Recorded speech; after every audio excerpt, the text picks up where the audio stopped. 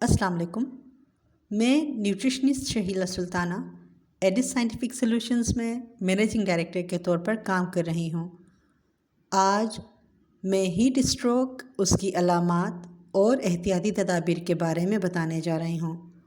पाकिस्तान में मई, जून और जुलाई के महीने इंतहाई गर्म होते हैं और ग्लोबल वार्मिंग और मौसमियाती तब्दीलियों की वजह से गर्मी की शदीद लहरें हीट वेव्स भी आती हैं, जिसकी वजह से हीट स्ट्रोक से होने वाली अमवात में इजाफ़ा हो सकता है।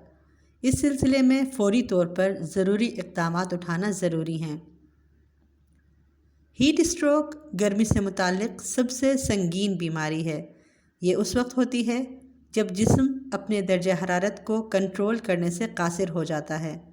जिस्म का दर्जा हरारत तेज़ी से बढ़ जाता है, पसीना आने का तरीक़ाकार यानी स्वेटिंग मैकेनिज़्म नाकाम हो जाता है और जिस्म का दर्जा हरारत ठंडा होने से कासिर होता है। जब हीट स्ट्रोक हो तो 10 से 15 मिनट के अंदर जिस्म का दर्जा हरारत 103 से 106 फ़ारेनहाइट तक या उससे ज़्यादा बढ़ सकता है। इस दौरान अगर हंगामी इलाज ना किया जाए तो हीट स्ट्रोक मौत या मुस्तकिल माजूरी का सबब बन सकता है। हीट स्ट्रोक की आम तिब्बी अलामात में बहुत ज़्यादा पसीना आना या जिल्द का गर्म, सुर्ख या खुश्क हो जाना, कमज़ोरी, लिथार्जी चिल्स, शदीद सर दर्द के साथ पसीना न आना शामिल हैं। जिस्मानी दर्जा हरारत में ज़्यादती, हेलोसिनेशन से मुराद हवास में शामिल चीज़ों या वाक़यात के बारे में गलत तासुर है। हेलोसिनेशन की हालत में नज़र, आवाज़, बू, लम्स और जायका सच लगते हैं, लेकिन ये सब आपके दिमाग में कीमियाई रद्द अमल या गैर मामूली दिमागी हालत की वजह से महज फ़रेब या धोखा होता है। हर वक्त दिमागी तनाव, चक्कर आना और स्लर्ड स्पीच यानी बहुत जल्दी या इंतहाई आहिस्तगी से बात करना, बच्चे, बुज़ुर्ग, एथलीट्स और वो अफराद जो बाहर काम करने वाले यानी आउटडोर वर्कर्स हैं, उनको हीट स्ट्रोक होने का ज़्यादा ख़दशा है। हीट स्ट्रोक या लो से बचाव के बहुत से तरीक़े हैं, जिनमें चंद एक दर्ज झेल हैं। दिन के गर्म तरीन औक़ात में बाहर जाने से गुरेज़ करें, सख्त जिस्मानी सरगर्मी से परहेज़ करें और अगर एक्सटेंसिव एक्सरसाइज यानी सख्त जिस्मानी सरगर्मी ज़रूरी है तो उसे दिन के बेहतरीन औक़ात में करें और दिन के बेहतरीन औक़ात सुबह 4 से सुबह 7 बजे के दरमियान हैं। छाँव या सायेदार दरख्तों के नीचे रहें। बच्चों या जानवरों को खड़ी गाड़ियों के आसपास मत छोड़ें। मरतूब मौसम में या ज़्यादा माहौलियाती दर्जा हरारत वाली जगहों पर बराह रास्त धूप में काम करने वाले अफराद वक्तन फ़वक्तन छाँव में जाने का एहतमाम करें और ज़्यादा से ज़्यादा पानी पिएं। मरीज़ों को मीठी मशरूबात, चीनी वाली चाय, कैफ़ीन और चीनी का इस्तेमाल बंद कर देना चाहिए, क्योंकि मीठी मशरूबात ब्लड शुगर लेवल्स में इजाफ़े का सबब बनता है और कैफ़ीन वाले मशरूबात फ्लूइड लॉस को बढ़ा सकते हैं। नमकीन ग़िज़ाएँ खाएँ।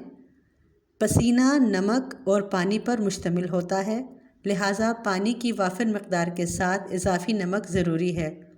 Note too much of salt but 2 to 3 grams of salt is a must. हालांकि हीट स्ट्रोक में पानी की कमी नमक की कमी से ज़्यादा हो सकती है, मगर जिस्म में इलेक्ट्रोलाइट्स को बैलेंस रखना ज़रूरी है, इसलिए नमक वाली ग़िज़ाएँ ज़रूर इस्तेमाल करें। छतरी का इस्तेमाल करें। टोपियाँ पहनें। हल्के रंग के हल्के और ढीले कपड़े पहनें। बार बार नहाएं।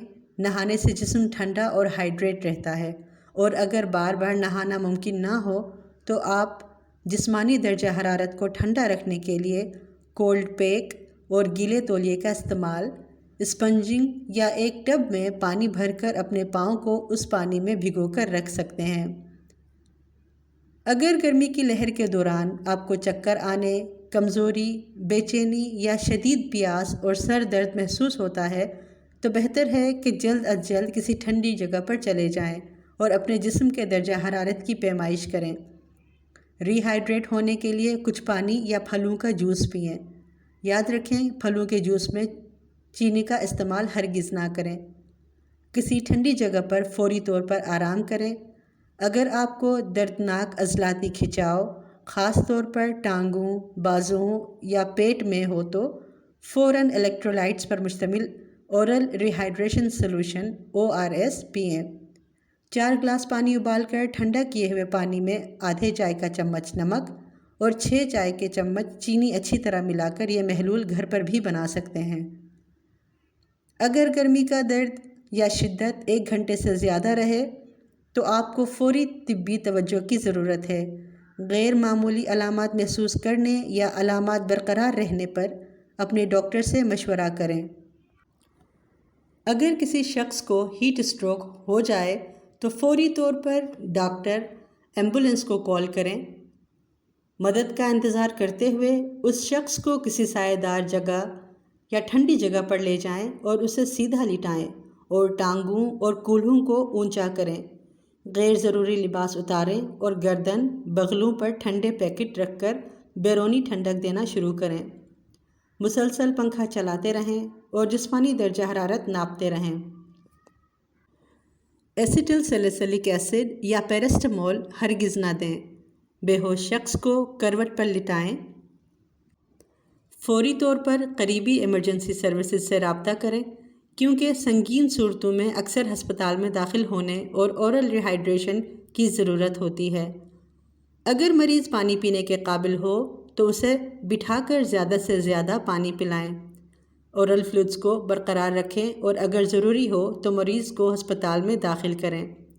تھرمامیٹر سے جسمانی درجہ حرارت کی نگرانی کرتے رہیں جب تک کہ جسم کا درجہ حرارت 101 سے 102 فارنہائٹ تک گر نہ جائے۔ عوامی خدمت کے اس پیغام کو شیئر کریں۔ بچوں، بزرگوں اور جانوروں کے لیے زیادہ محتاط رہیں۔ پرندوں کے لیے پانی کا برتن سائے میں رکھیں تاکہ پانی زیادہ سے زیادہ دیر تک ٹھنڈا رہے۔ شکریہ۔